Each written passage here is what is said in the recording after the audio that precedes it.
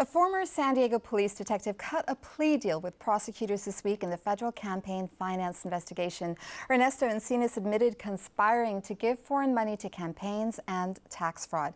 Encinas is viewed as a liaison between candidates and Mexican tycoon Jose Susimo Azano Matsura, who prosecutors say gave illegally because he wanted to turn San Diego's Bayfront into Miami West. Joining me to talk about Encinas' plea deal are former federal prosecutor Jason Forge and SDSU political science professor Brian Adams. Jason, let's start with you. Prosecutors laid out a lot of detail in this plea deal for Encinas. For instance, Encinas tells investigators that Azano actually induced people to give money to candidate number one, whom we know is Bonnie Dumanis in her 2012 mayoral bid. He also told investigators that Azano provided the cash and that straw donors allegedly used the money to contribute the maximum amount to Dumanis. What's the point of all this detail? The point is to send a message. And the message is that, number one, Encinas is essentially pleading to the sheet, as they use the term, which means he's pleading to everything. He's admitting everything. We're not cutting him a sweetheart deal. And the reason is because we have overwhelming evidence. And so if we have overwhelming evidence against Encinas, then you remaining defendants, we have overwhelming evidence against you. And Encinas has filled in some of the gaps that we had in our case, which sends a message that he's likely cooperating. So the message to the remaining defendants is, you're next.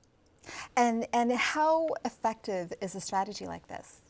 It's typically very effective because now, in addition to all of the other evidence that the remaining defendants were aware of, now they have an actual live insider who appears highly likely to be willing to testify against them.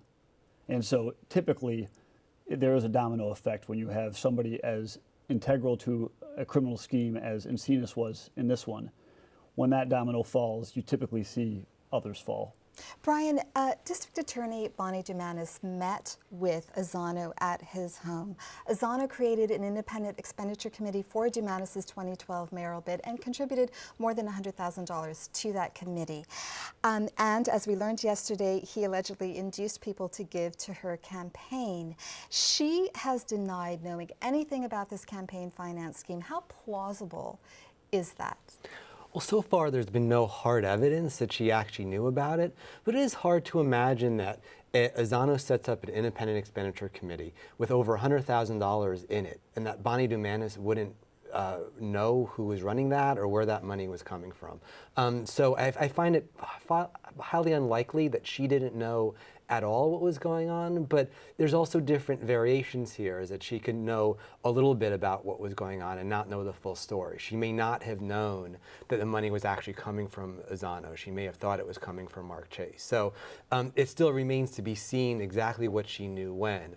But it is, given the size of the amounts of money that we're talking about, it is hard to imagine that she knew nothing about any of this. Jason, you're a former federal prosecutor. If you're investigating this case, are you asking that question, what did Dumanis know? Or for that matter, what did the other candidates, like Juan Vargas, Congressman Juan Vargas and former Mayor Bob Filner, know about the source of this foreign money? Oh, absolutely. That's the number one question that I would imagine the prosecutors have been asking from day one in this case, and they continue to ask in this case. And they have a number of people now to whom they can pose that question. So I would imagine they're going to be getting answers in fairly short order to that question. How difficult is it to prove that a candidate knew? Well, it can be very easy. It can be very difficult. It really depends. In this case, we've seen already in the information that's been revealed some very damning emails. And we know that there have been intercepted conversations. We know that there have been consensually recorded conversations and meetings. Now, if any of those types of investigative tools capture the candidates involved in discussions revealing this information, then it becomes very easy. If none of those capture the candidates becoming aware of this information, then it shifts all the way to the opposite end of the spectrum and becomes very difficult. Brian, very quickly, what does this case say about the state of campaign finance? Over the past 10 years, campaign finance has become much more complicated. It used to be that most of the money was given to candidates. Now most of it's given to independent expenditure committees. The U.S. Supreme Court has basically said, put a lot of restrictions on what government can do in terms of limiting money.